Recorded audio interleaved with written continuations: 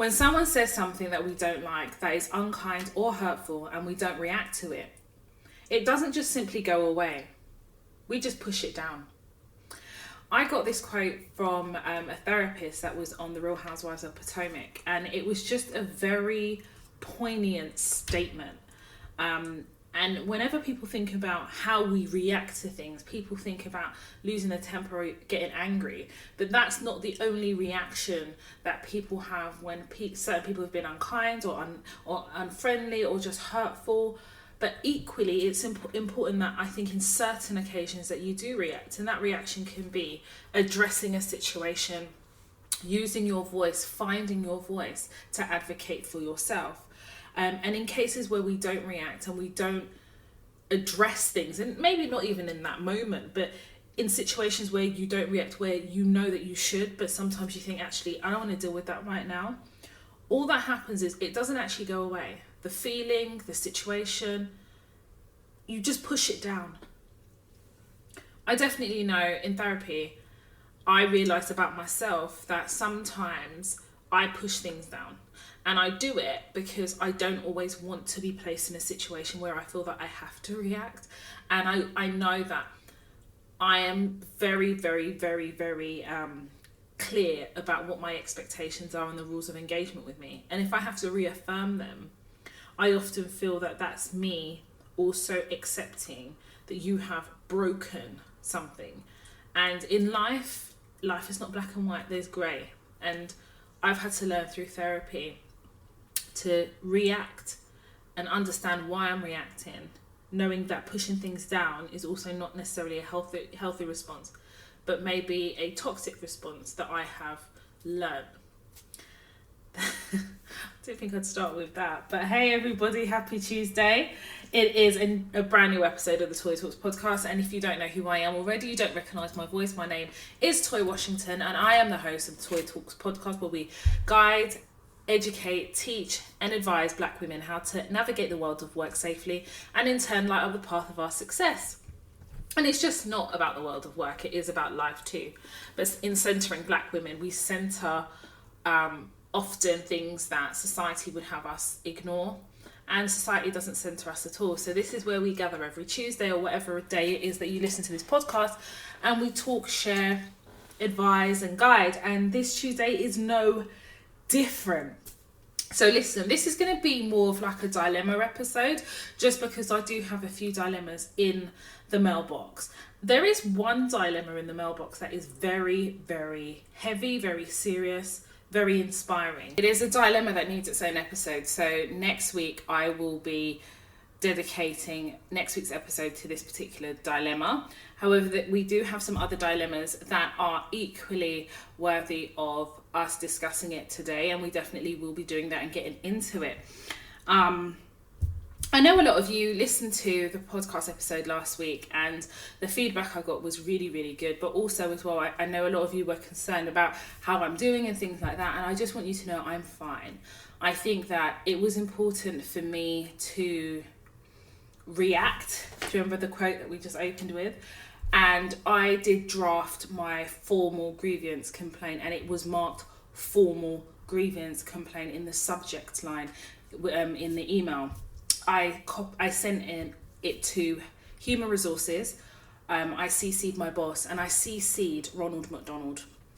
Yes, you heard correctly.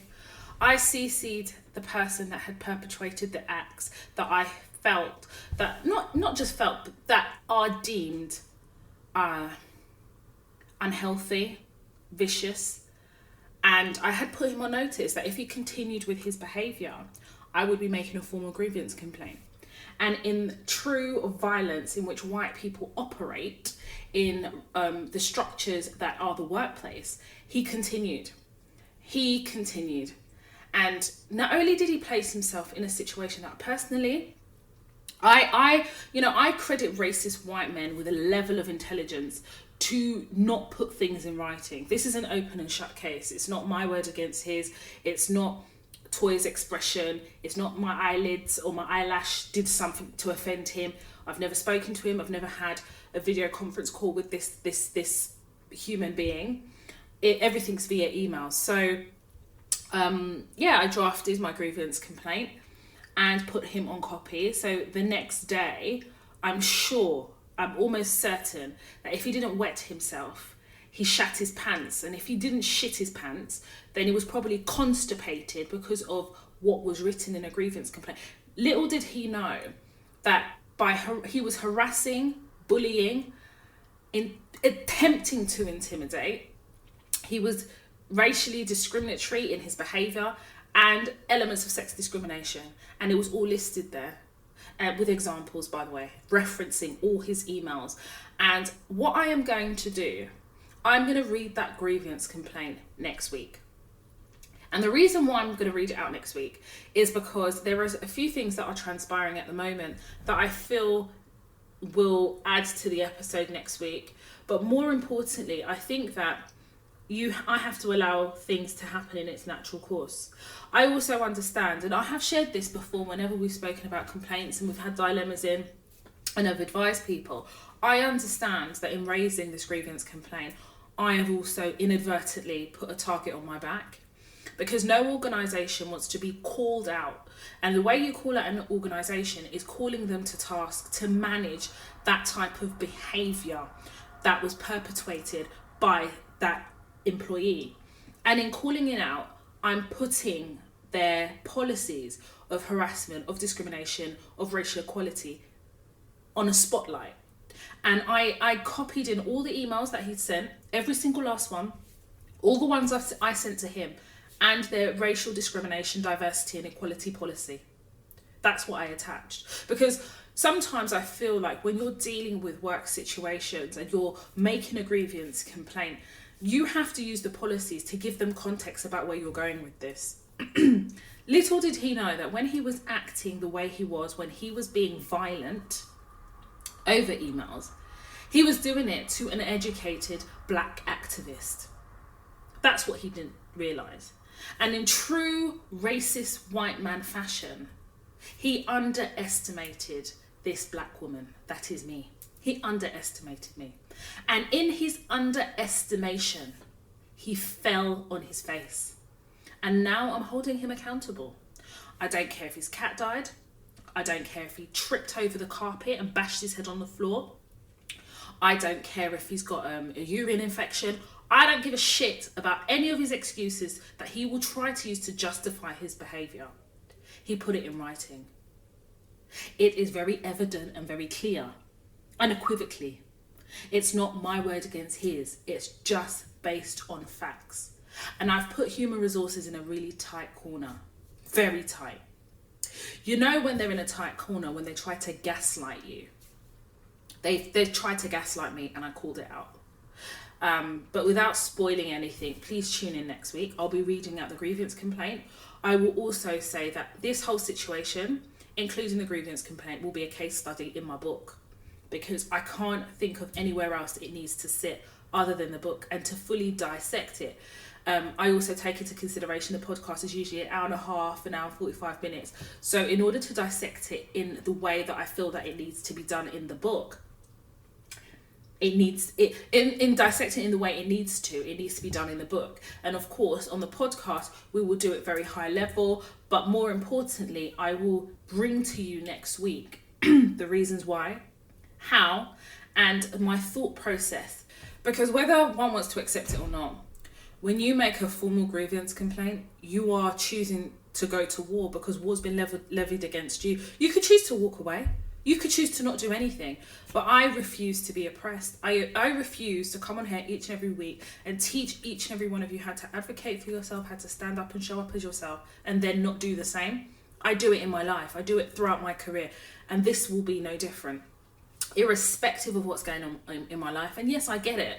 You know, there is going to be a target on my back, but I very well know that this human resources are actively seeking legal advice, because they know where this can go if they mishandle it. And they've started to mishandle it. And in my patient self, I am just collecting the evidence. I will put it to you that he hasn't been suspended. He has not been suspended. And at the point when I realised he hadn't, I knew they were going to gaslight me. And when they gaslit me, I told them they were gaslighting me. I will not accept anything less than what it is that I want as a result of this grievance complaint. And I've been very clear of that. Again, we'll touch on it next week. I will read the grievance complaint. And I'm going to say this to you. I really think it's important that you re-listen to last week's podcast before next week, which is No Caller ID. And then listen to the content in the grievance complaint that I will read out next week. Because I'm going to say this to you. Education is so important. And education isn't necessarily going to university. That's just a one way of one obtaining education. You can get education in different ways. But I'm going to tell you this. You cannot operate in a white man's society navigating as a black woman, breaking down the constructs of racism without being educated. Because remember, in one of his emails to who he thought was my boss, he called me uneducated. You see, white people, racist white people, they believe in their closet racism that as black people, especially black women, that we're not educated. They still hold firm to their racial stereotypes, and they bank on us not being that way. When you come out the gate swinging with your education, white people do not know what to do. When I tell you that grievance complaint, when I read it back, I said, no one that sees this and knows that this is levied against them, like Ronald McDonald, he will not sleep, he will not eat properly, he will be constipated. In fact, he will even forget to brush his teeth. Anyway, I wonder if he does, but do you understand what I mean? This grievance complaint will make you feel so uncomfortable, and that will only be 1/3 of the way he made me feel. Having to process that, having to understand what I would need to do to address that. And I have no mercy. None whatsoever. Because as black people, we don't want to feel like victims, and we don't want to be labelled as victims. But often enough, we are victims of the violence of white people who use the constructs of white supremacy to continue to oppress us. And they do it in the most covert way. But in the off chances that they do it overtly, then we have to address it. We have to react. Because racist white men, racist white women, racist white people who dominate society. Because listen, call it for what it is. We understand what racism means. And if you understand the power structures required of racism, then you will understand that white people, unfortunately, in the construct, in the world of work, have power. A lot more than black people. And if you understand that, then you understand that there are some white men, some white people, racist white people, that will do anything to hold on to that power. And part of holding on to that power is ensuring that we don't progress. It's ensuring that they continue to oppress us. It's ensuring they kick us when we're down, kick us when we're high, and block us and create ceilings. When they meet somebody, many of us, all of us, who are educated, they do not know what to do with it. And they don't know what to do with it because they would have already made the assumption and then be confronted with the fact that we are often a lot more educated than them, because we understand what it takes to go into the rooms, the doors, and enter the structures that white people exist and own. So we know that we can't come half-hearted. But why racist white people do not understand that is beyond me. The grievance complaint that I submitted, and provided to Human Resources, I promise you, he had the shock of his life. He will never, ever deal with another black person the way he dealt with me without thinking twice. He will think twice. And whatever decision he decides to make moving forward is completely up to him. Education is so important in a society that continues to gaslight and blindside us constantly. The rules that are created, white people are very performative. Organizations that are white dominated are very performative, and they feel like they have to be. But when they want the creme de la creme, when they want the educated, when they want best in class, they come over to us. We see it in music.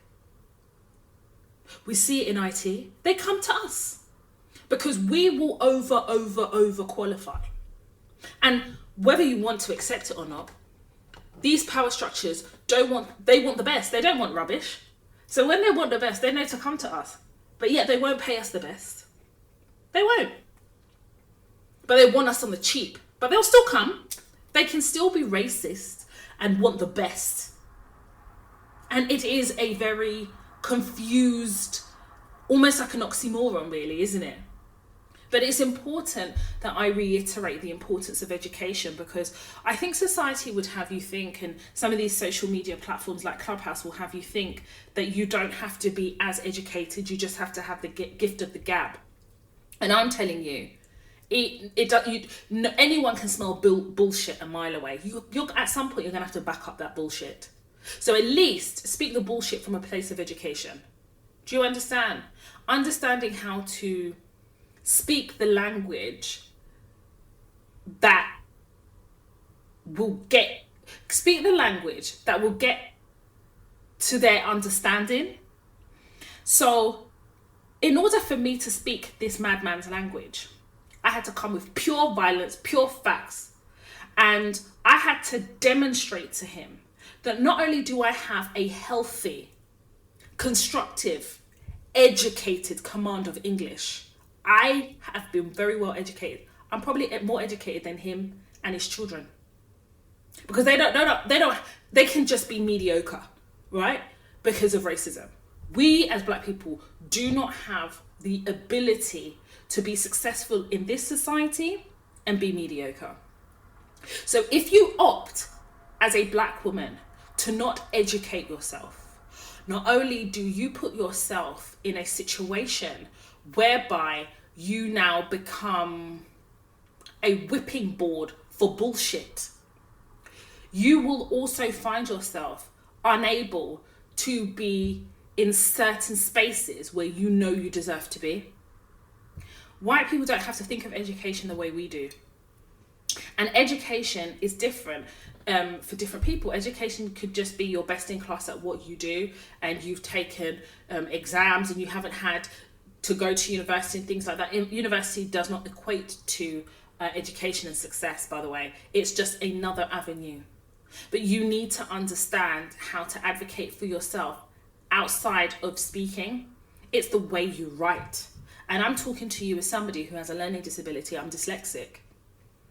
And yet I have had to understand very, very, very quickly that in order to have been successful in my career, in my chosen career path, and to be able to navigate white spaces and white people, because I'm navigating them, I've had to ensure that my education is tight, so that, yes, I learn every day, but no one can challenge my pragmatism or my ability to be able to deliver things in the way I understand them, or the way I put sentences together, the way I construct communication. I definitely think being dyslexic means that one has to find a logical way of communicating. And I definitely have found in my whole life experience so far that one thing that I know that I have that works for me that I didn't understand before is my unique way of assimilating information. I like to keep things simple, straight to the point. I like to be clear about my points. I like definitions of things. And that is basically due to the fact that I'm dyslexic and I know the way I learn. And I think even more so because I have a learning disability, education was so much more important to me. Because I didn't want to feel, definitely my father didn't want me to feel at a disadvantage, because obviously at the time my dad knew that I was already at a disadvantage in a society that does not, at the time, obviously when I was born, equality, it wasn't even something that one would comprehend, you know. And then being black, and then you compound it by being a black woman in a society that is fundamentally racist. If you don't have education, what exactly do you have? And being educated in what you do and being the subject matter expert, as I've always said, is so imperative to success. It's so imperative to having to navigate this society. And it's so imperative in ensuring that you are advocating for yourself in an effective way. Being effective is important. So I won't go on, I won't labour the point. We'll leave that until next week. And I please encourage you to listen to next week's episode. It is an important one, a special one. But more importantly, as you do each and every episode, I hope you're going to learn something, because I did. I learned something. I learned quite a lot of things, actually. So yeah. Anyway, I want to move on. Obviously, as I've told you, this is more of a dilemma episode, so I will be speaking about the dilemmas. I do want to touch on a couple of things. Obviously, you guys know I'm vlogging, and I am so excited and I feel so comfortable with doing it. And I did say before, I think it's because I'm doing it retrospectively, so I don't have the pressure of thinking, what am I putting up next week, etc, etc. In investing in what I'm doing and in investing in myself, I am buying an iMac desktop. I'll be doing all my editing. I know how to edit anyway. But I'm really investing in this, and I'm really doing it from a space of getting to know me. So to that end, for those of you who had followed my previous YouTube channel, you would see that a lot of the videos are on private. A couple of videos that are on there linked more to the masterclasses, or, a couple of videos that I left on, just for feel good, really. But I have actually changed my channel name. So the new channel is called At Home with Toya. And what has kind of encouraged, influenced, or the reason behind the name is because I spend a lot of time in your homes. A lot of you listen to the Toy Talk podcast. A lot of you listen to me on Instagram stories and other social media platforms. And for me, home is where the heart is. And home is wherever I believe me and my partner are. That is what I call home. And I wanted you guys to get to know me a little bit more, understand my home, and go on life's journeys with me as well. And I can't wait. I literally cannot wait for you to all see the vlog, and then put some context around everything I'm doing and sharing, and day in my life, and the things that I go through on a day-to-day in terms of body confidence, weight confidence, hairline confidence, natural hair journey, what I eat, how I dress, everything. And I just wanted to share that with you guys, and some life achievements, life goals and manifestations. So yeah, the new vlog is going to be out, I suspect, in November. I'll keep you all posted, but definitely before the end of the year. The new channel name is called At Home with Toya. There is going to be a rebrand, so you're going to see some new logo, new branding for the YouTube, and yeah, I'm just looking forward to just bringing my authentic self, as I always do, and allowing the universe and my ancestors to do what they need to be doing. Also as well, if you're following me on Instagram stories, you know that I've joined the gym. So once a week I go to Zumba. Sunday just passed, I did spin class, and as part of recording the vlog, obviously I recorded some of my Zumba class, and I did share this on Instagram stories, that I had an opportunity to look back on some of the footage as I'm saving it onto my hard drive to be edited. And there was just this segment of the Zumba where I just didn't recognise myself. I looked like a shadow of myself. And I was standing at the back of the class and I looked really uncomfortable. And it's because I've put on all this weight, and I just didn't recognise this person that I was looking at as I was trying to save these videos onto the hard drive. It was somebody who was not very confident in their body. It was somebody who didn't feel comfortable. And whilst, the Zumba teacher's lovely, and, she was encouraging me, she was calling out my name, it made me feel uncomfortable because people were turning around looking at me, and I just didn't want anyone to look at me because I had the mirror that I was looking at staring at me, and I didn't like what I saw. So I've made the conscious effort to lose weight. And I say this in the midst of Kevin Samuels and his disgusting rhetoric and body shaming, and centering Lizzo in his pursuit to destroy the confidence of black women who he doesn't believe are high value because they are of a certain weight. And I think it's absolutely disgusting. I think that if you are big, and you know this whole PC thing where we are allowed to call people skinny but you can't call people fat. As a fat person, I'm going to say fat, okay? So anyone who's uncomfortable, that'd be your own. But as a fat woman, or a bigger woman, however you want to say it, I definitely feel as though there are some people who are comfortable being a bigger weight, and there are some people who don't, and I'm one of the ones that fall into not, simply because I don't feel confident with this extra weight. Secondly, because I've got a very small frame, and anyone that knows me knows that I may have big dick energy, big boy energy. I'm 5'4" and my frame is very small. So what that means is my extra weight is adding pressure on my ankles, on my knees, and I'm developing underlying health issues that never existed before when I was slimmer and more proportionate to my body type and my height. And, you know, this society, the doctors will tell me I'm clinically obese. My doctor all the while telling me I'm clinically obese. My previous doctor telling me I'm previously obese. These times this man looked like he ain't washed for 2 days. I can still see the sleep in his eyes and then the nasty crustaceans on the corner of his lips. But you're sitting here telling me that I'm overweight. Well, you're over dirty.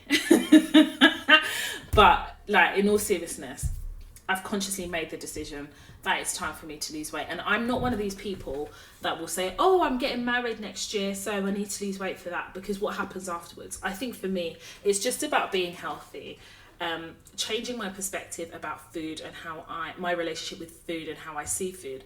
But more importantly, getting myself to a point where I feel confident with my body. And I tell people I'm a 12, 14 to make myself feel better when I know very clearly I'm a size 14. And this is the biggest I've ever been in my life. At my biggest, I was 89 kg. I am now, I think I'm like 83. I need to go and check that. I will weigh myself before I go to bed. And at the height of 5'4", I've got no business being that weight. I am not criticizing anybody who is that weight or bigger. Like, more power to you. But I think it's also important to come on here and be really, really honest about things like weight and how we see ourselves, because people are quite disingenuous, I think, especially in social media, when they talk about body confidence, because they don't talk about the other side of what that bigger body entails. It entails often breathlessness. It entails often not necessarily being able to do certain things because you're bigger. It entails having to accommodate for that bigger size. It's bloody expensive having to now buy all clothes that are a bigger size. It comes with underlying health issues that people don't necessarily talk about, and I think it's important people do. Like, before I was this way, I never had fibroids. Like, who was telling me about fibroids? I never had that. You know, I'm not saying, oh, fibroids is because I put on weight, but I'm just telling you that there are underlying health issues. Like, my doctor said to me, you need to be careful because you're creaking on the verge of diabetes here. I don't have anybody on my dad's side that has diabetes. Now, my aunt passed away years ago from diabetes. She didn't know she had it. And I've never been told that before, but it's all come about because I've put on this extra weight. And I think that we need to start being honest with ourselves. Like, I've always said, like, whenever somebody is confident about their body, irrespective of the size, you celebrate them. But I definitely feel like social media sells a fantasy that I am unwilling to do. So everything you see me do, from the vlogs to the podcast to social media, everything, you are always going to have the authentic me. Good, bad and ugly. You may not agree with the things I say, but I'm just coming with my truth. And my truth is that being fat is a burden for me. How come every time I'm going out, I must roll on the bed up and down just to pull up my trousers, pull up my jeans? How many buttons of jeans have I lost? How many times have I left the house and known that my jeans doesn't button up, right? Because my stomach is too big, but I'm walking out the house because I don't want to accept that these jeans do not fit me. How many knickers have I frustrated and seen holes in because my big batty can't fit in them? Do you understand? And with that comes other things as well. Like, being bigger requires me to use more moisturizer on my body. Therefore, I'm spending more money. I'm perspirating a lot more. And if you know anything about me, I am hella OCD. So I'm always taking showers. And now I'm just thinking, God damn, there is a lot of you to wash to wear. A shower that used to take 15 minutes is now taking almost 30 minutes because I've got a lot of me to wash. So that's my perspective. And some people are not going to agree, they're not going to like it, but I'm not talking about your body. I'm talking about mine. So I do capture that in the vlog as well. And I will show the footage of me being a shadow of myself. You won't even recognize me. And it's not just because I am big. You just won't recognize the energy in that frame. And I just look embarrassed. And I do. I feel embarrassed that when I fart, I smell like a refuse bin because of all the shit and junk I was eating. So yes, we move, and I am operating from a space of healthiness. So I wanted to share that with you guys. I'm very boom, matter of fact, but I do have to say it. For those of you who may have heard or may not have heard, or maybe you just don't understand how it will affect you, obviously it was announced last week by your Prime Minister, because he is not my Prime Minister, Boris Johnson, that there will be an increase in national insurance. Now, this is actually an increase to the national insurance that you pay. So if you are an employee, you pay national insurance on your wages and it comes out automatically. Well, I say automatically, but you know what I mean. It's paid at source. And this increase comes into effect from April 2023. Now, the increase is £1.25, and you may think, that's not that much, but I'm telling you right now that if you're salaried, or maybe you're a consultant, whatever the situation is, but if you're not seeing an increase to your day rate or an increase to your salary in line with the increase to national insurance, if not, obviously, not necessarily in line, but a lot more, then you're going to feel it a lot more. And I think the reason why there was a complete uproar about this was because, number one, the Tories in their manifesto, and I say the Tories and I'm speaking directly about Boris Johnson, in their manifesto they said, we're not going to do this, as part of campaigning to be elected. One of their policies is that there would be no increase to national insurance. So they've completely gone against what they have said in true political fashion. And I think it was just a blatant disregard for what was in their manifesto. It was just so blatant that they were basically going against what they promised the British public. And people seemed surprised, and I did not, because you're dealing with Boris Johnson, who didn't even believe COVID existed until he caught it.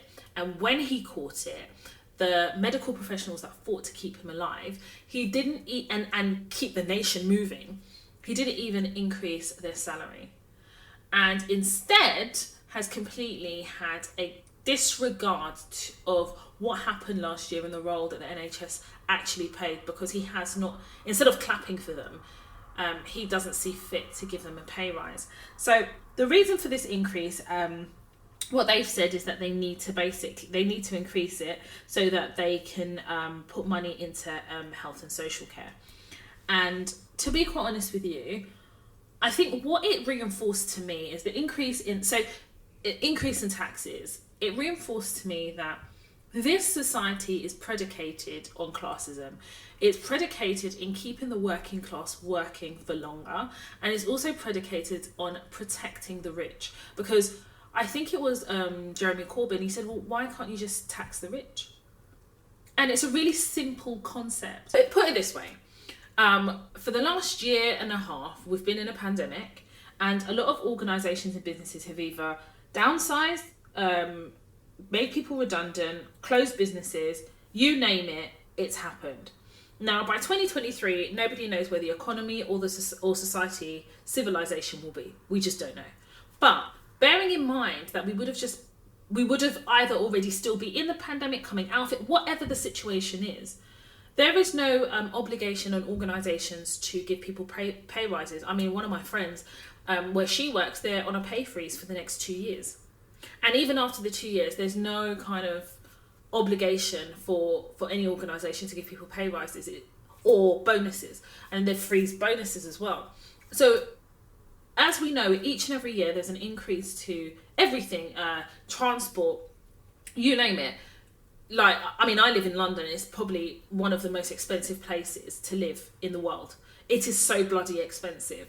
And to think that then you are going to tax the working class more money, and you're going to take it at source, we have no choice.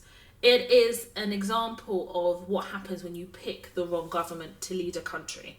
We already know that the Tories are out to protect the rich. They are not here to advocate or protect the working class. They want to keep us working for longer. I think that the retirement age has even increased, and it will continue to increase. They want you to break your back on the line. Break your back on the line and line up the pockets of the rich. Because I'm telling you right now, it was only through the pandemic I realised there's a lot of money in this country. There is a heck of a lot of money. The Chancellor of the Exchequer and whoever manages that Bank of England, they are printing paper. So they can print more money. Do you understand? Like, I know I'm making it sound quite simplistic, and I know that I'm being quite facetious and sarcastic at the same time. I know all of that. But it's the point that I'm making is that we are living in a country that basically acts like they've got no money. But then something will happen and money appears. And it just makes me think that the way this society is set up is just to keep us in our classes. We're not allowed to. So even if you consider yourself to be successful from a working class background, the reality is the amount that you pay in taxes. For example, I've got my own limited company, and IR35 for consultants, we know how hard that has hit us, meaning a lot of us have had to go in scope, and the lucky few of us who have remained outside scope, the reality is there's a big magnifying glass from HMRC about the level of tax that we pay. We pay an astronomical amount of tax. Be it, and hear it now, just because somebody's a consultant and works outside IR35 doesn't mean they don't pay tax. I'm about to be hit with a huge corporation tax bill. So no one can come tell me shit. Do you understand? I pay my national insurance. I pay everything. Every time my accountant emails me, my heart skips a beat because I know I'm having to pay something. I pay through the nose. And whilst my company makes a profit, to be quite honest with you, in some cases, I often think, is this worth it? Because I'm paying all this money in taxes, and whilst I'm making money and my business is making money, the reality is there is not that much of a massive difference between being PAYE and being a consultant. And I'm saying that as somebody who's on a premium day rate for what I do. And I definitely feel as though, yes, whilst being a consultant, it's afforded me a certain lifestyle, but I've also had to pay a lot of money for it. You don't evade or avoid tax. When you are in the bracket of being rich, I just feel like rich people are protected, and I think they're protected because a lot of the big massive donors that donate to the Tories are rich people. So why are the government going to want to piss off their donors? So what they will do is protect them, and in protecting them, someone pays the price for it, and it is us, the working class. When a government completely blindsides the people that voted for them to lead them, you have to then start taking a step back and thinking, is this the government that, number one, we should have voted for because you guys voted for him, I didn't? And is this the government that we're going to continue to support? And I don't know how long they've got. I know it's quite a few years left. But whenever I think of the Tories, I think of Margaret Thatcher and taking the milk from the kids. And for those of you who do not know what I'm talking about, Google. Because I don't know, whenever Tories are in power, there's a level of suffering as a working class that we go through. A lot of gaslighting. It can only be the Tory government that can commission a report into racism and found that racism is almost disappeared. And in fact, this is the great country to live in, and we are a multicultural society. You're damn right. We're a multicultural society, but this society is racist right from the top. Right from the top. And if we want to start getting into all of that, then we need to also start talking about the monarchy and what the monarchy is predicated on, and actually the history behind the monarchy and what it actually stands for. I definitely think that this government not only has mishandled the pandemic, but they have mishandled us as a population. The people that put that government into power, you all should be ashamed of yourself. I'm sorry. You should. There should be an element of shame that you feel, because you too have been blindsided. You were sold a dream. You were sold a dream, and look at us now. There is no benefit of voting Conservative if you're working class. There's none whatsoever. Because if you're voting for them in the hope that you can change your class or your status, well, these increase in taxes, I put it to you, it's one in a number of taxes that are going to be increased. And what we're going to find ourselves in is in a situation where the working class are going to move down a class and become poor. And I'm saying the truth, because this country is predicated on class. There's classes. And I think it's then difficult for poor people to then come out of this web of debt, because again, what we're not doing and what the government is not doing that I can see is also educating people financially. And even things like benefits and stuff, you're cutting all of that. You're not actually creating opportunities for people to come off benefits and get jobs, because by the time they finish working, their life away, the money they take home is probably less than what they take on benefits. And that's sometimes why people are career benefit people, because for them it's not cost effective for them to work. And I think this government needs to make it cost effective for people on long-term benefits to actually work. Because I remember when I was on benefits many years ago, and I'm not going to lie, there was one job that was paying me so badly that in fact I didn't have enough money to eat. But I know that on benefits I may not have had enough money to eat, but I had enough money to eat something. And when you are in that mindset, then you say to yourself, actually, it's more cost effective, it's more beneficial for me to stay on benefits, get my money, and hopefully try and find something better. Some people never find something better because they just become too comfortable and too complacent in how comfortable they've allowed their benefits to make them. And then, for some people, and I know definitely for me, depression, because I have always worked. I've worked since the age of 15. So anytime I've been on benefits, it's been difficult. The fear of poverty, I have a massive fear of poverty, I'm not going to lie. And I definitely feel, as part of the whole financial education that we spoke about earlier in the year, there is still part 3 to come of the financial education episodes of the podcast.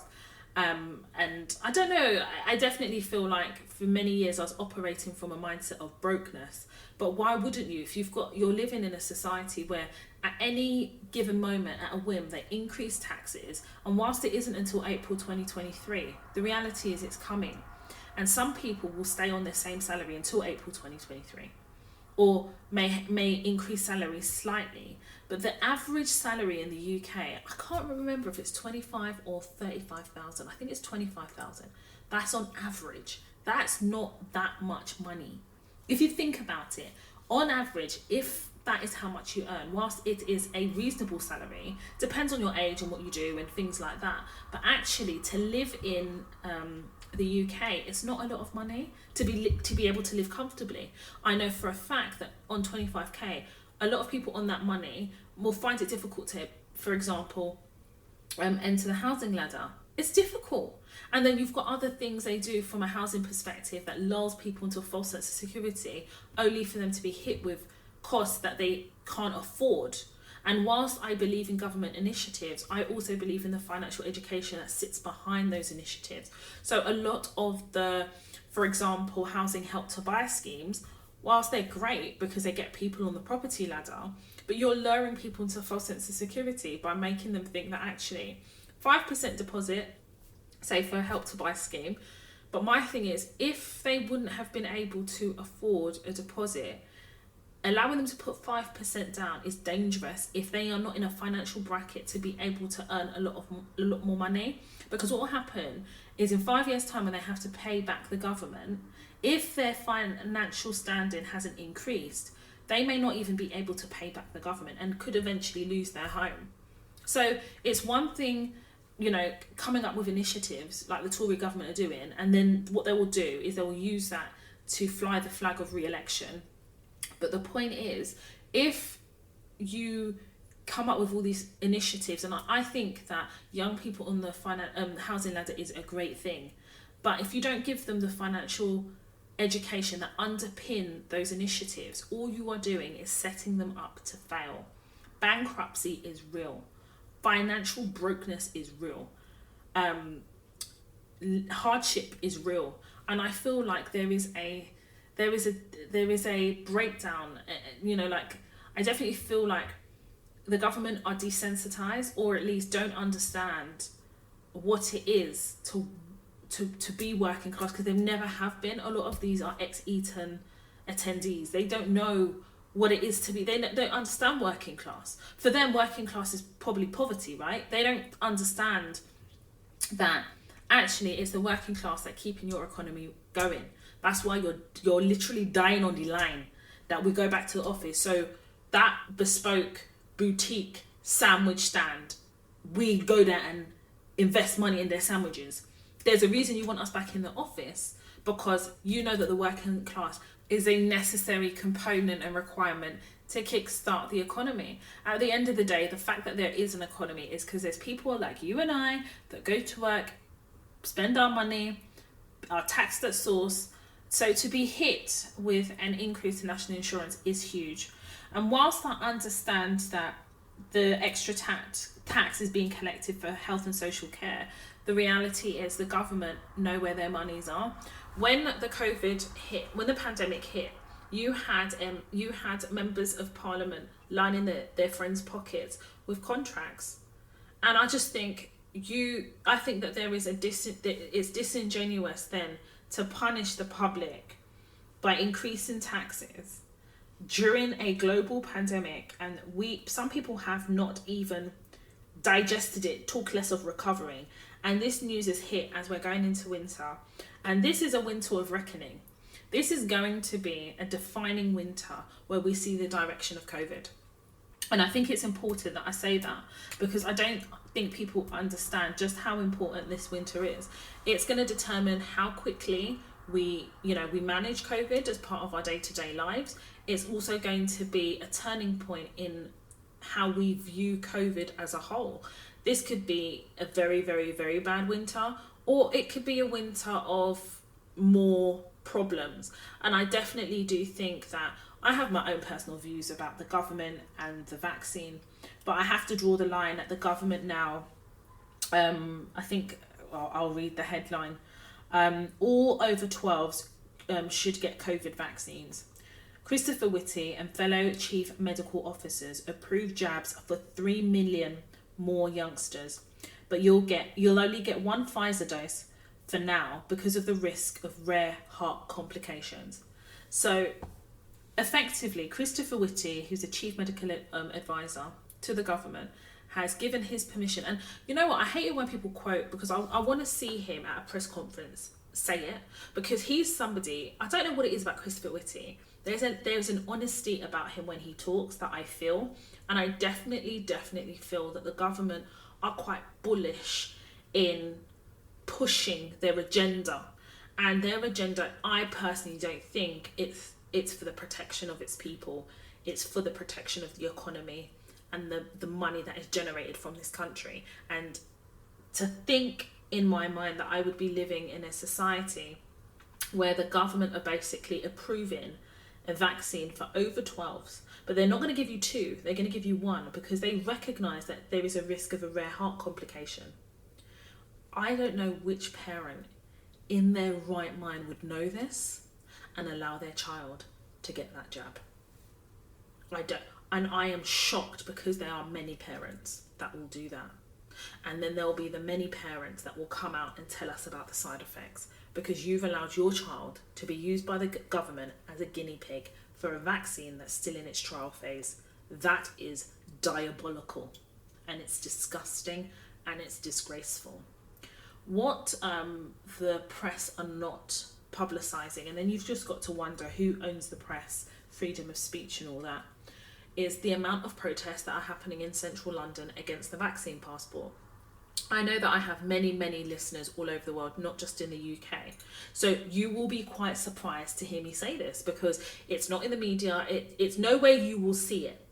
But what tends to happen is you have people at the protest that take pictures, and it will make its way through social media and Instagram in its muting of free speech will shadow ban you if you post stuff like that. You just have to mention the word COVID, and then you get that little thing that pops up about COVID information, and then you have these flags for false information.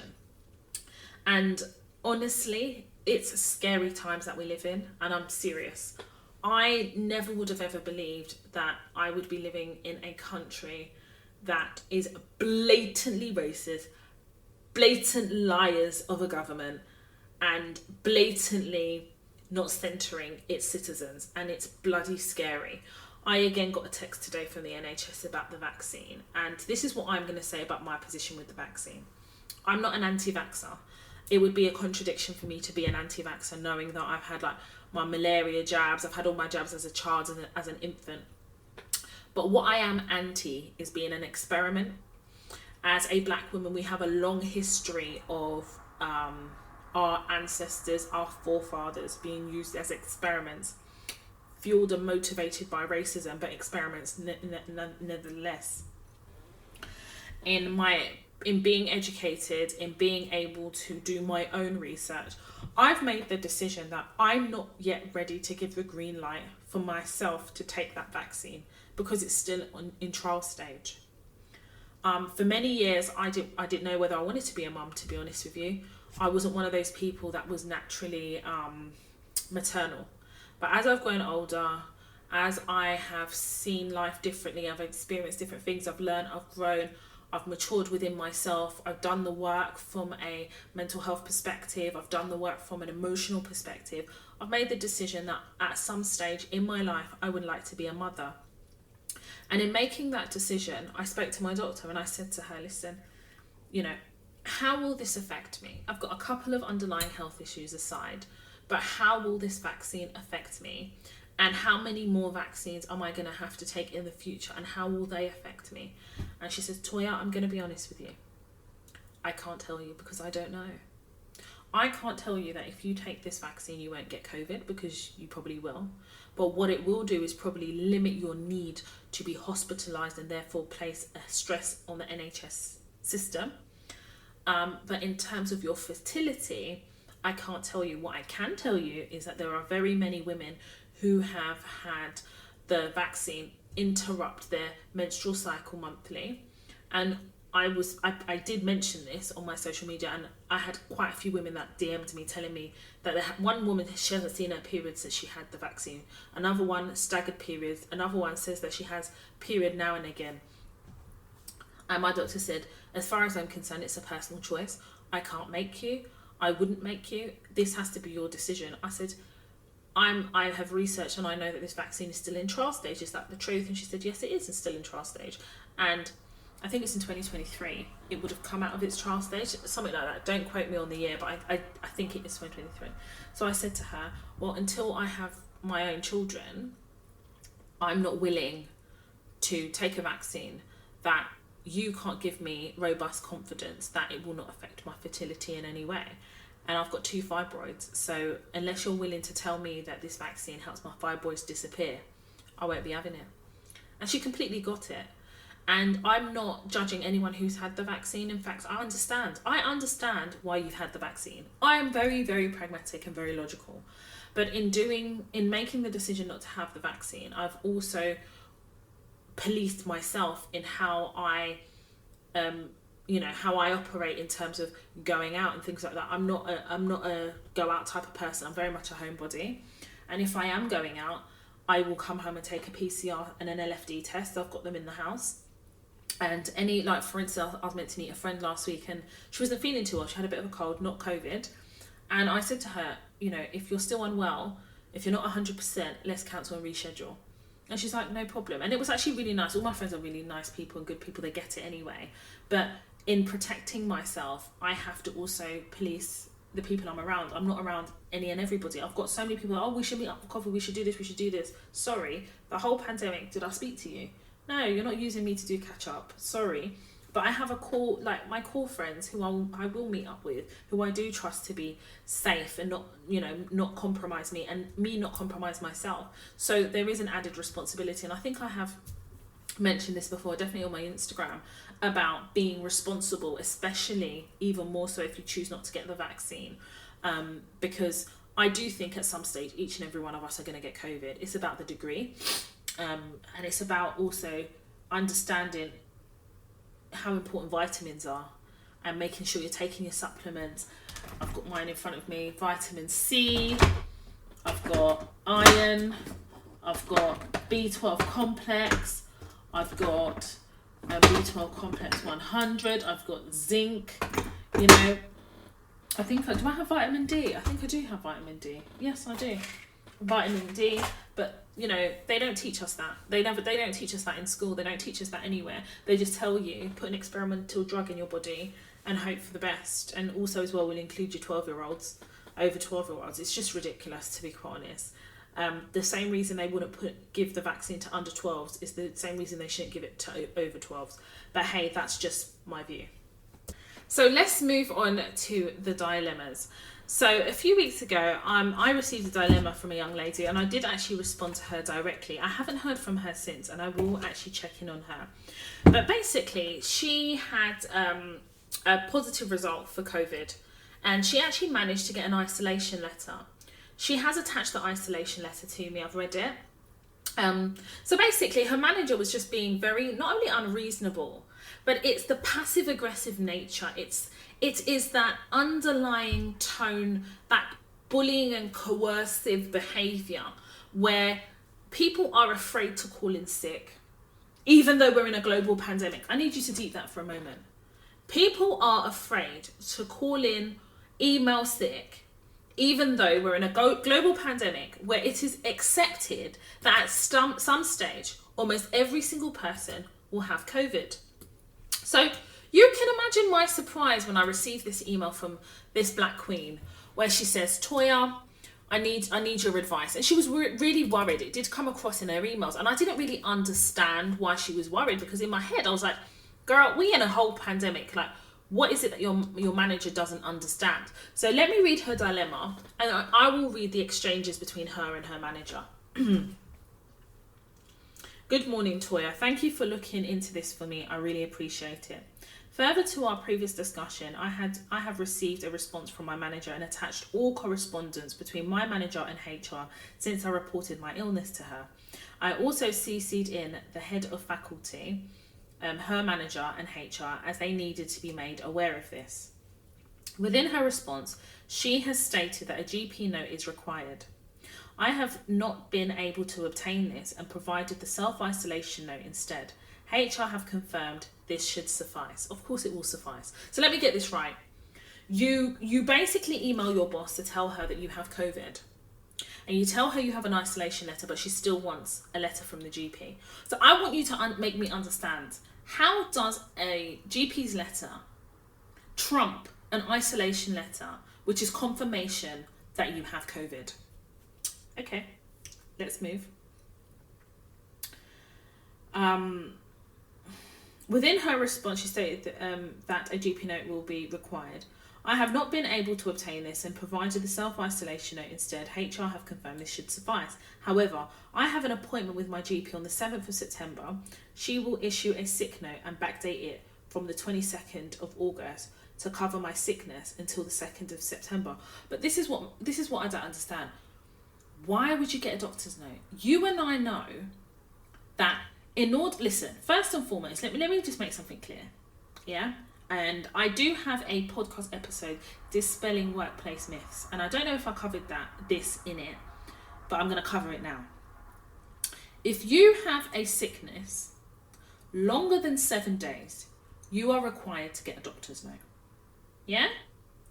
If you have COVID and your COVID lasts longer than 7 days, an isolation note, which will confirm that you have COVID, suffice. It's all from the National Health Service. Who does the GP work for? The National Health Service. So why do you need to go to the doctors? And this is why I say that some of us, we put ourselves in problem. You're ill, but you're not ill enough to go to the doctors. Listen, some of you need to learn how to be ill properly. I need you to understand. Be ill properly. And if you're not going to be ill properly, you're going to expose yourself to problems. Because if you tell them you're going to the doctors with COVID, number one, that don't make sense. But number two, if you're sick, but you're well enough to go to the doctors, you're well enough to do work. That's how they look at it. Listen, it's very black and white to these people. No pun intended. Do you understand what I'm trying to say? So there was a point within my exchange with this young lady where I told her, you're just doing too much. I don't understand what's going on. And I know it's from a place of nervousness. It's from a place of feeling that we have to prove ourselves. We have to overly tell the truth. You're telling the truth, but you have to tell the truth more. And it's like, hang on a minute. Hang on a minute. We are in a global pandemic. This pandemic is hitting every single country in the world. In the world.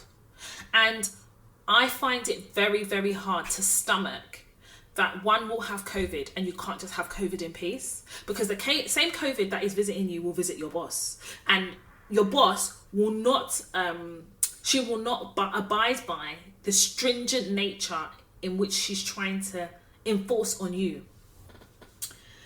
And she said, I'm still trying to get this note as soon as possible. This is mad. Toya, I have had so much stress and anxiety since I've had COVID. Worrying about my job, having to isolate, has also affected my mental health. I will ask my doctor to extend my sickness for a further 2 weeks after reaching out to you. I also joined a trade union just in case.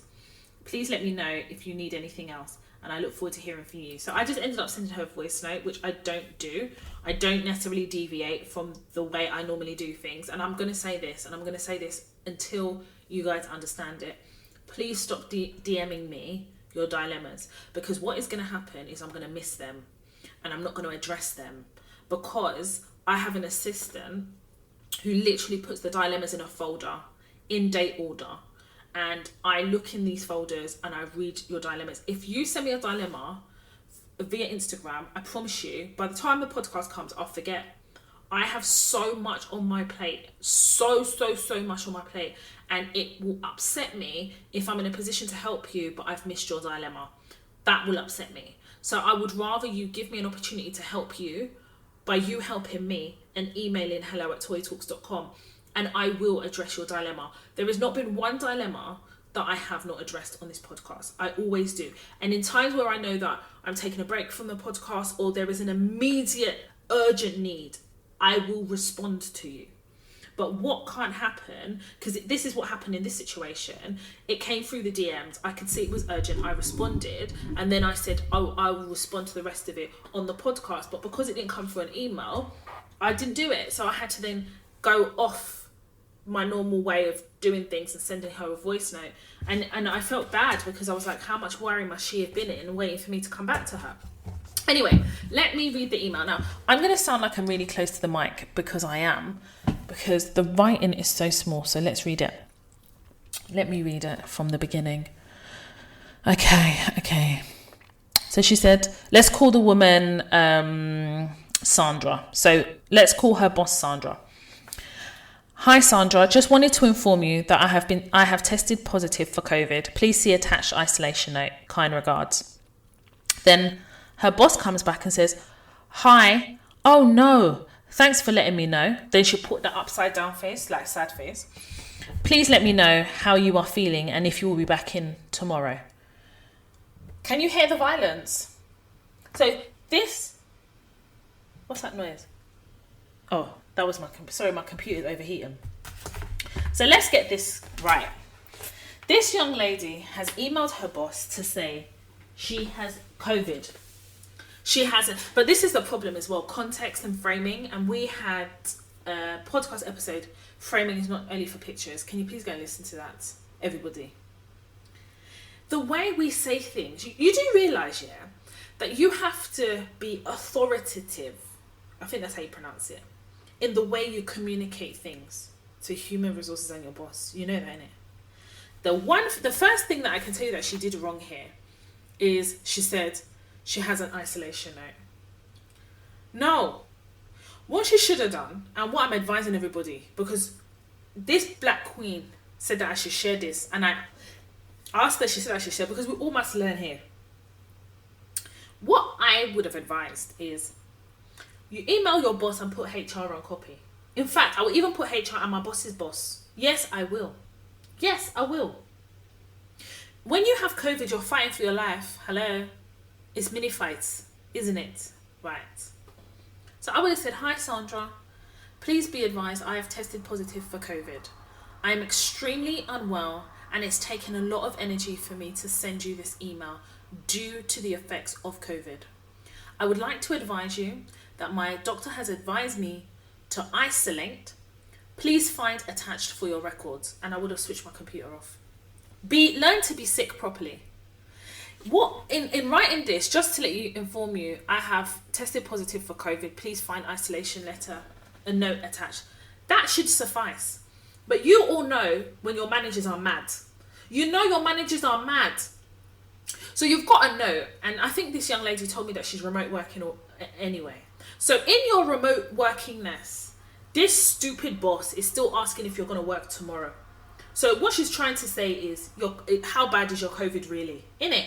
So what you have to do is, in the first email, you give context and you frame it very well so that nobody will come up with this stupid question. And even if she comes up with this stupid question, not every email is there for you to respond to. Sometimes you have to allow common sense to take effect, because clearly this one, her brain is still in neutral. What kind of a response to that is that? If I emailed my boss to tell her I had COVID, I guarantee you she's not asking me if I'm coming back to work tomorrow. I would say to her in a few days' time, what I will do in a few days' time, I will take it upon myself to come back to her and say, I'm still really ill. Then, do you understand? You have to manage your own sickness. You don't allow them to manage your sickness, otherwise you will be sick for longer. So after her boss responded that, her response was,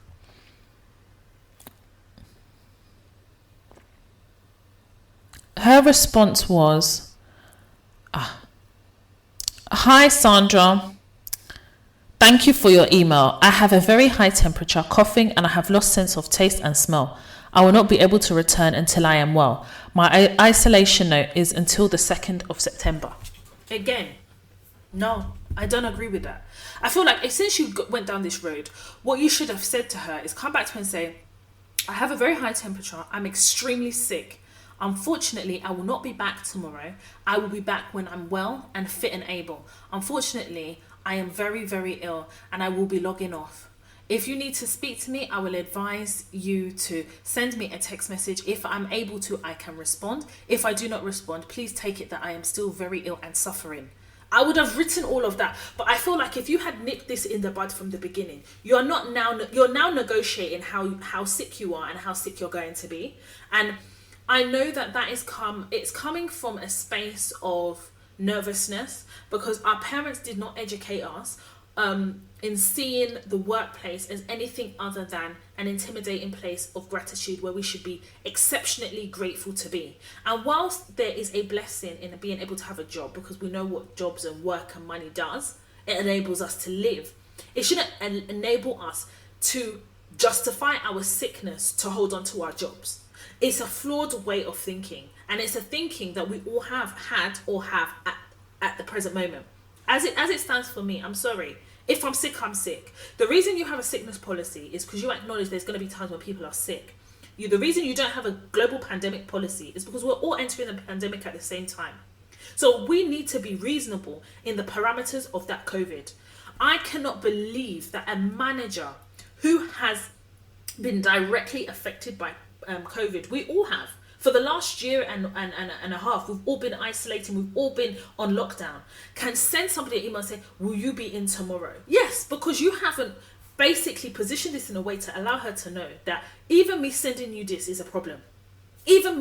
What I do like is that she has it on record and she's emailed, there's an audit trail, but we have to be confident and be authoritative in, is that the way you pronounce it? If it isn't, then you guys know what I'm talking about. I mean is, we need to be very forthright in what we're saying. It's really easy to pick up that there is a level of nervousness or the unknown in this queen's correspondence with her boss. But what is apparent is that she's not taking charge of this situation. That's why you're having imagine somebody who is sick from COVID is having a back and forth in their sickness to justify how ill they are to somebody who doesn't have COVID but knows that this is a global pandemic and calls themselves a manager.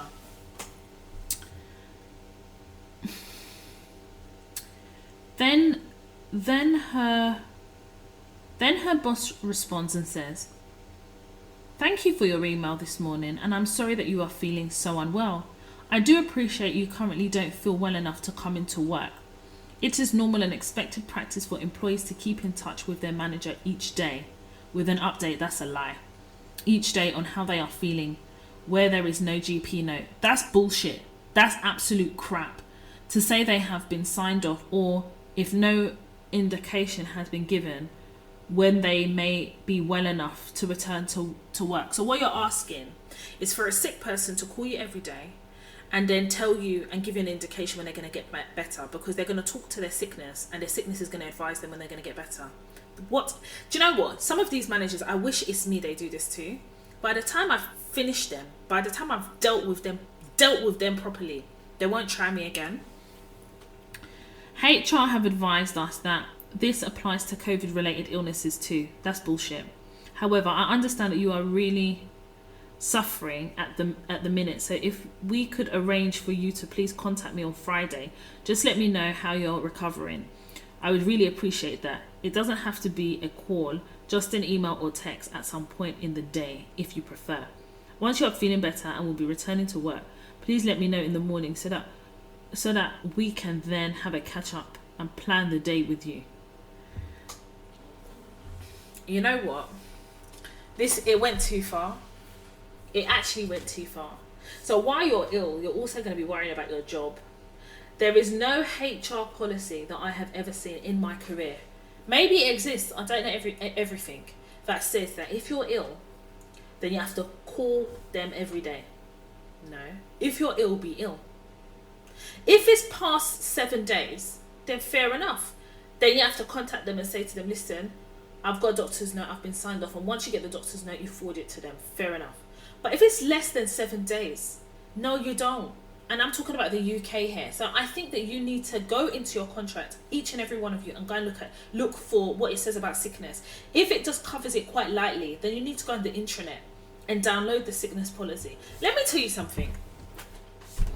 Do you know that whenever I've worked anywhere, there's certain terms of engagement during probation period. I'm going to tell you, every single place I've worked in my career, I've been ill during my probation period. Do you know why? Because usually when I've left one job to join another, a week or two in between isn't enough, because you're working at, I always work at a very optimal level. So when I've left one job and going to another, I get ill because I'm run down. Do you understand? And also you're having to now reconfigure your mind to a new workplace and new operating systems. So your body is taking a big blow. And this is what I always say, it's important to have time in between jobs, even if it's a week or two. Unfortunately, that week or two is often when you're going to be ill, but I don't believe in going to one job after another without a break in between. It's very, very difficult. I think as a consultant, it's harder to do because time is money. We see money differently, right? Because we only get paid for what we work. However, the concept remains the same. If you're good with your money, good with your savings, you should have saved enough money to allow yourself and afford yourself the grace to have breaks in between jobs. So in this instance, I definitely feel as though if we draw it back to the dilemma, this Black Queen, she got me involved after she'd already sent the initial email to her boss. And what I would have preferred is if she contacted me and said, Toya, listen, I've got COVID. I don't know how to manage this with my boss in terms of communicating. What would you advise? And then I would have told her how to draft this, and she could have just been ill. After 5 days, she could have contacted them and say, listen, I'm still sick. And then she could have made a decision to go to a doctor or to speak to a GP and get it extended. Even the GP is telling you to come. No, sorry. Even the GP is telling you not to come to their office. Just contact them at NHS helpline. You don't even have to talk for long. They'll just take your NHS number and send you whatever it is that you need. Do you understand? The rules of engagement are different during a pandemic. And organizations, if you haven't developed policies to deal with this global pandemic or any future pandemics, that's up to you. But you have to use pragmatism in dealing with your employees. And employees, please, I'm asking you with every bone in my body to understand that you're allowed to be ill. And I do apologize for the buzzing sound. I had to put the fan on because it's really, really hot in here. So I do apologize. I have switched it off now. You have to allow yourself to be ill. Listen, I'm not acting like I don't know what you guys are talking about or how you guys feel. I definitely feel, especially my earlier years, I used to be scared to call up. I couldn't even be sick properly because I will be up and down from the toilet waiting for 9 o'clock or 9:30. Because in some policies they'll say you have to call before 9. If you don't call before 9, you're in trouble, or whatever the bullshit they say. Please, please, please, dear manager, CCHR, please be advised that I have contracted COVID. As such, I am extremely ill, and it's taking me all my energy to muster up the strength to be able to email you this. I've lost my sense of smell. I feel very sick. My muscles hurt. I have pain all over my body. My eyes are painful. The light is so bright, and I'm really suffering. Please find attached letter from the doctor. If you don't have a doctor's note, fine, you don't have one. If you don't have a doctor's letter, it's not the end of the world. Why? Because it's less than 7 days, so we're not really that worried. I'm telling you guys. I will contact you within the next few days to give you an update on my progress. However, as it currently stands, I will be turning my laptop off and hopefully recovering from COVID. I hope to engage with you soon, and you will hear from me in a few days' time. Full stop. Copy HR. That's it. Send. If your company have a policy around COVID, then just make sure you follow the policy, but allow yourself and give yourself the grace to recover. Because what I'm hearing from those people who have got COVID is that it's not a joke. I know somebody, as I'm currently talking to you, who has COVID. I only know 1/3 of what she's going through. But believe me when I tell you, for those of you who haven't contracted COVID, from what I'm hearing, not only is it no joke, but you don't even have the ability to start wondering about whether your boss is going to do this or do that. If your organization doesn't understand how to deal with a global pandemic and haven't learned over the last year, you have to educate them through giving yourself grace to recover. Because you're not going to recover any quicker, and you're definitely not going to be returning to any job with COVID. Those of you who are remote workers, the same applies. Just because you're remote working doesn't mean that you're exempt from being ill if you have COVID, or that you have to be remotely working, because you're not going to want to work. How can you? How can you?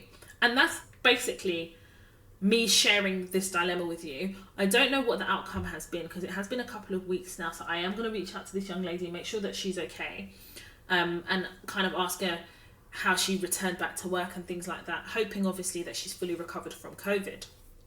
But it's really sad that even through a global pandemic, managers are still being violent in their way they're behaving. You can clearly see the girl's not well. Leave her alone. But when these bosses now have COVID, oh my god, it's going to be the end of the world. And then they wonder why they don't get the respect of their staff. Well, because you don't treat your staff like they're human. So what do you expect? Yeah, you've got people that will pull a fast one, but when someone says they have COVID, give them the benefit of the doubt, because there's no way you can disprove it. Anyway, let's move on. So I have another dilemma, and it is entitled Prevention from Progressing by my manager. Hi Toya, I'm having a grievance at work. My manager is becoming a real problem at work. I have expressed to her that I want to progress in my role and wish to expand my skills and work that is presented to me. I don't think this is a problem, and would have assumed that my eagerness and drive to take on different work to their advantage. But I believe she wasn't to keep me in. She wants to keep me in a box and restricted to the duties I am paid for. Every time I bring up courses I'm interested in or skills I'd like to gain and practice in my role, she always says she'll look into it, or comes back with an excuse as to why I won't be able to do the courses I'm interested in. She has also said she can't find work for me to do and will require those skills as it is not within the boundaries of my work. I think the operative word there is boundaries. I feel so restricted in my role, and she is not providing the support to help me to move up. Is that her job? Her job is not to help you move up. That's yours. I think she's behaving this way because she herself doesn't have the skills or knowledge in the areas of work I'm interested in, The work and software I'm eager to use isn't what she uses or is proficient knowledge in. So basically, she doesn't have a vested interest in ensuring that you move up. I honestly don't know I honestly don't know, but all I do know is that I feel frustrated and hopeless, quite frankly, and I don't know what to do about it. There's so much more I wish to say, to explain, but I can't format it into words.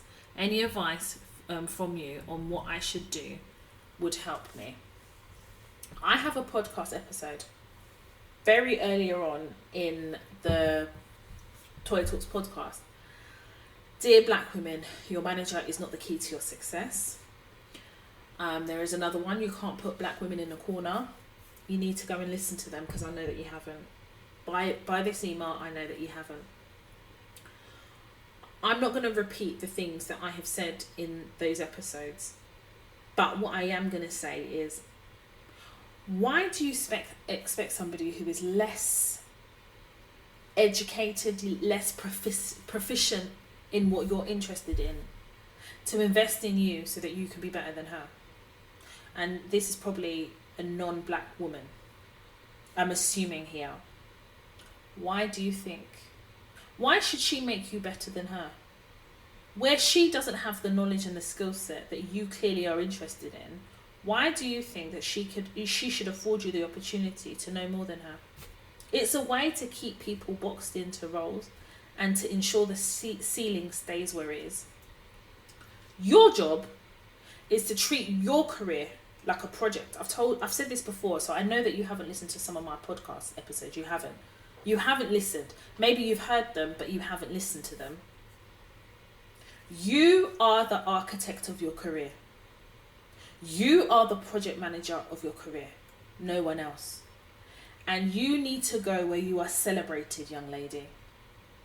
So if you are not getting the training and the adequate skills required for your growth in your career where you are going to have to look elsewhere where you could get that. So if it means you have to now start looking for a job that's going to be more paid, more opportunities, and increase your skill set, that is your job to do. Because what you do not want to be is like some of these people that work in public sector who have been in that same job, same grade, same pay. Well, actually, no, I lie. Not same pay, because they get increments for over 10 years. When I was working for a particular organisation, there was this woman there, bitter. You know when somebody is so bitter that their lips are so dry that no matter how much ointment or anything they put in their lips, it's dry, because bitterness is from the inside of their body and it comes out on their skin, on their lips, on their nose. Even the corners of her nose were dry. I couldn't understand it, but bitterness is like a disease. So it goes into your body and it seeps out. And I couldn't understand it. And she took a very, very bad dislike to me. No matter what I did, she just didn't like me. And I said, it's because you are possessed by the spirit of a lack of ambition. And she could see not only the ambition that I had, but the fact that I was very forthright in making sure that I pushed myself, making sure that, I was a subject matter expert and best in class at what I did, and she hated it. And the more I got to observe her and overhear some of her conversations, I realized that she got comfortable in her job because her bosses weren't giving her the opportunity to grow and flourish. And she became bitter because she then lacked the motivation to want more for herself, because it had been beaten out of her by all the no's that she had received from managers and managers before them and managers before them that were invested in keeping her in her role, because it made their job easier. It was comfortable for them, and it wasn't an issue to keep her in her job because they needed her to be. And what happened is every year she took the crumbs of bonuses, pay increments that she'll get every year, but her grade didn't change, her title didn't change, and here we were, fresh blood into that particular organisation, and she resented us for our ambition, our resilience, and our ability to be able to navigate past the bullshit of the ceilings that were also levied against us.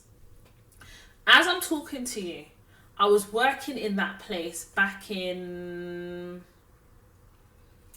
2015, 2016, I want to say. She's still there. And when I was previously there, she'd already been there 14 years. She's still there. Same grade. Same job. More money. So what you found is for her grade, she was the highest paid at her grade. Yes, why wouldn't you be? You've been collecting pay rises for 14 years. But you ain't been collecting any type of ambition, any type of progress. You were collecting checks, but you wasn't collecting progress. Collecting checks without progress is no progress. That woman was bitter. Bitter. You know, Lemon wasn't even as bitter as her. Lemon, you know that lemon, is it a fruit or veg? Come and do debate here. It's not as bitter as that woman. Lime is sweeter than that woman. And she's still there. If you see her, I was always wondering, I would be looking at her. I'll be saying, this woman that has been here for so long, why is it that this woman had a lot of bald patches in her head? But seemingly, the way she talk about her life, you will think, her life is great. Okay, some of you will say, oh, Toya, maybe she has alopecia. Maybe. No, it's not. It's bitterness. Because it was coming out in her body. If it's not patches, it's dry skin near her nose, near her lips, near her eyes. Listen, you're talking to somebody who used to have eczema. That was not eczema. That was bitterness. And it was seeping out in her body. There was one day I overheard a conversation she was saying, and she said that, she went to the doctor about her skin and everything. The doctor said there's nothing wrong. She went to a private specialist. They said there's nothing wrong. That it's coming from the inside. Maybe it's something she's eating. No, it's bitterness. It's spiritual.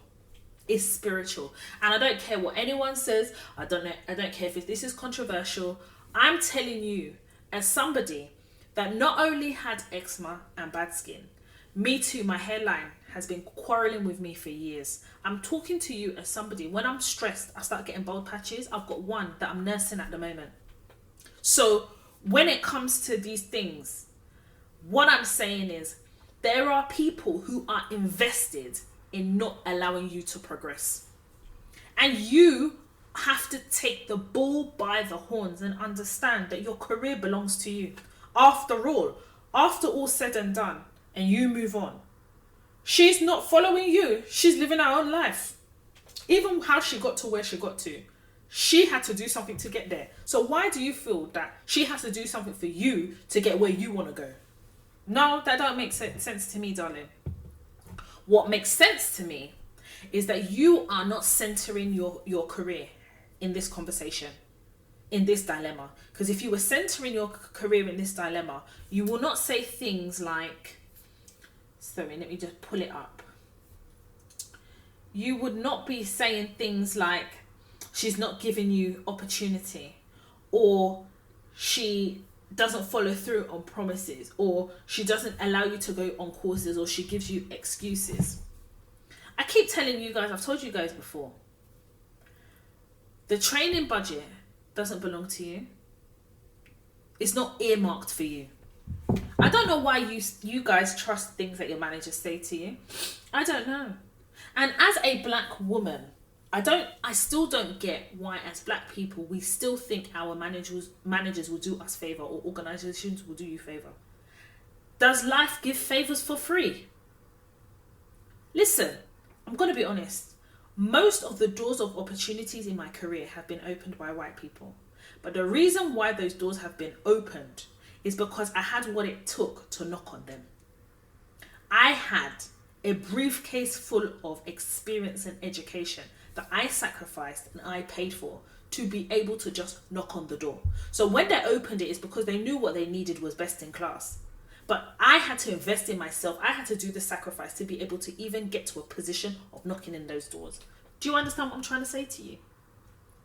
As disappointed as you feel, as frustrated as you feel, as upset as you feel, it's because you think she owes you something. You think that you should get. But what you're not doing is understanding the dynamic of the ecosystem of the world of work that exists, that you operate in. Because if you did and you really understood the Toya Talks podcast and what I'm teaching here, you can't ever sit here and say to me that your manager hasn't done something that you've asked. Of course they're not going to, unless it's self-serving. And sometimes even when it's self-serving, because you could turn around and say, but Toya, the more proficient I am in certain things, the more packages I learn, the better I am at my job. Yeah, true. But the more you realize how good you are, the more likely you are now going to be more ambitious than where you are and look for other opportunities. And these people do not want that. They need to keep you in the ceiling because you're doing something that serves them and makes their job easier. What makes their job harder is when you realize your ambition, you move on, and then they have to now invest time in recruiting, training, and finding somebody to replace you. Do you understand what I'm saying to you, darling? And it's tough love. But I have podcast episodes. You need to go and listen to them. Your manager is not the key to your success was a very early episode in the Toya Talks podcast. I think it was episode 2 or 3. And there's a reason for it. Because I had to set the scene for you. No manager is the key to your success. You are. And if you continue to put the power of your career success and direction in the hands of other people, you are going to stay in the same position for years. You're going to be like that woman in my old workplace who is still there, clocking years. And whilst she may have a healthy pension at the end of it, the reality is when it comes to ambition and feeling like she's lived a full life and really reached the peak of her earning potential, she never will. And I know for a fact that the money that she was on, I'm so sorry, it wasn't worth the sacrifice of years to have that money. Not when she could have potentially been on 6 figures. But she's angry because she can see 6 figures was written on my forehead. I said I will claim it though. I will claim it. Even when I left, this is somebody that is far, far, far, far older than me. This is somebody that should be teaching me in the world of work. When I was leaving, she said to people that I was ungrateful.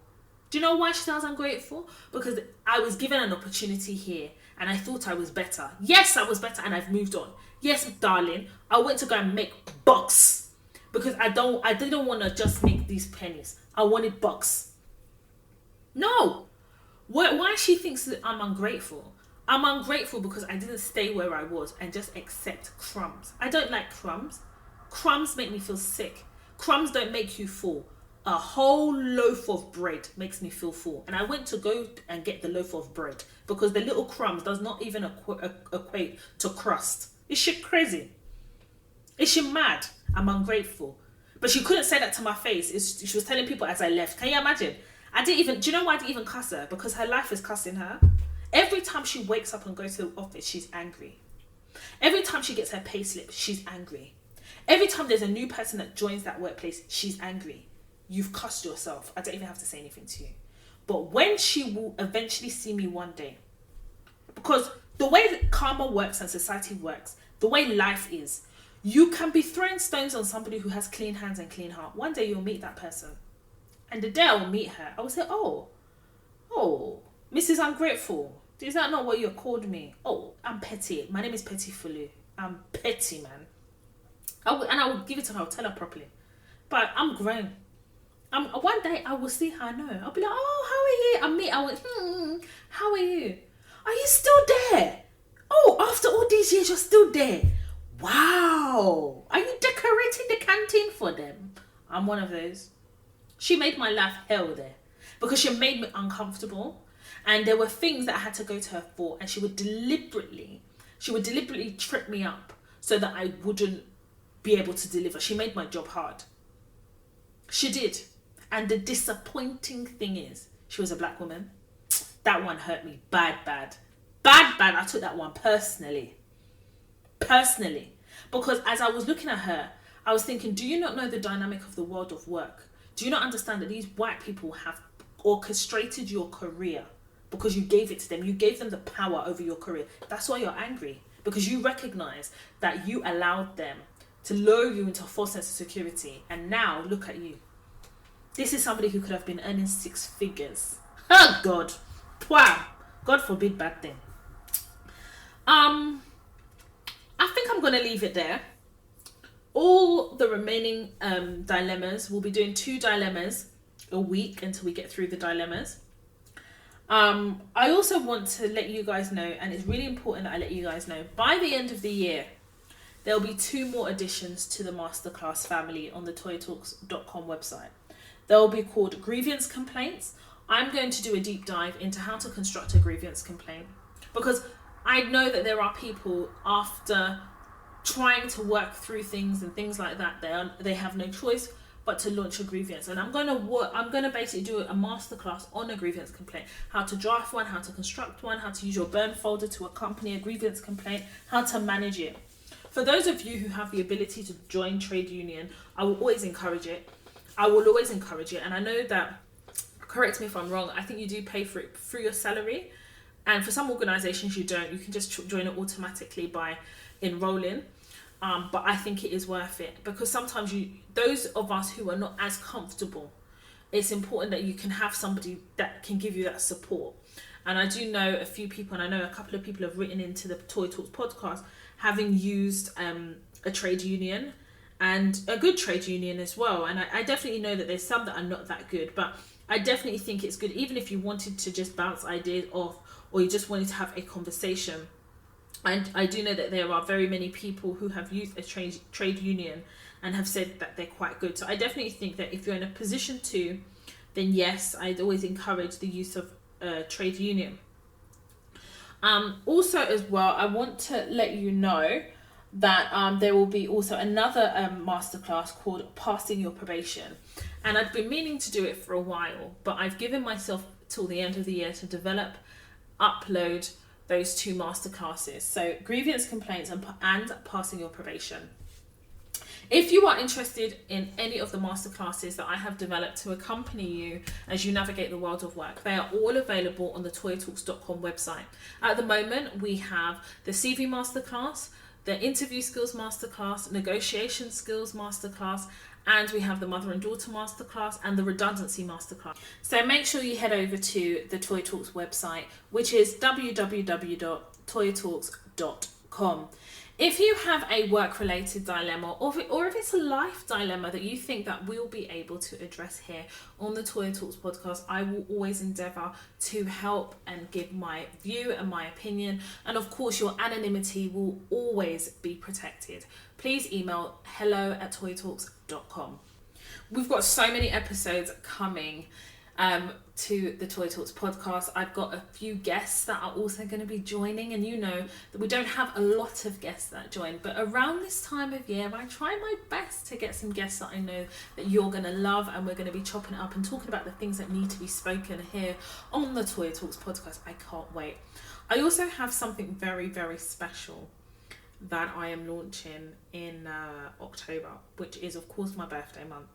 But most importantly, it is Black History Month, and there's something really special that's coming. So make sure you check out my social media and you listen to the podcast, and you guys will be the first to know. Listen, I think I'm going to leave it there. Next week, I'm also going to be giving my opinion on High Life, which is a programme on Channel 4, chartering the amazing lives of Black British entrepreneurs, movers and shakers here in the UK, and I can't wait to give you my opinion. We've had the first episode, I need to see the second one, and I'll give you my view. And of course, I will also be touching on a few of the things that are happening in today's society that affect us before we go into the meat of any podcast that I will be delivering. As I mentioned, next week I will be reading my grievance complaint that I launched. I will be basically giving you an update on what's happening, but more importantly, reassuring you and guiding you through the treacherous waters which is the world of work. Whether you want to believe it or not, no matter how much you chop it up or shape it or present it, the world of work is hard, it's tough. No matter how successful you are, there's still the difficulty in navigating spaces that have not been created to benefit us as Black women. And even when we are there delivering and doing what needs to be done, there's always 1, to, or often many, closet racists that rear their ugly heads in the display of macro and micro aggression, overt and covert racism, or just out and out bullying laced in, underpinned in the stereotype of racism. Anyway, I'm going to leave it there. I hope you've enjoyed this week's podcast, and if you have, make sure you share it, make sure you return next week. And I'm going to leave it there. If you want to follow me on social media, you know that my Instagram page is Toya. It's my personal Instagram page, by the way. It's Toya_Washington. The Toya Talks Instagram page is Toya_Talks. Follow me on Snapchat, Toya Washington, all one word. Or on Twitter, Toya_W with the hashtag Toya Talks or Toya Talks Podcast. Or follow me on TikTok, which is Toya Washington, all one word. So, yeah, guys. Make sure you look after yourselves, make sure you take care of each other, and more importantly, centre your mental health and centre your self-care. I hope you've enjoyed this week's episode just as much as I've enjoyed delivering it to you. My name is Toya Washington, and you have been listening to the Toya Talks podcast.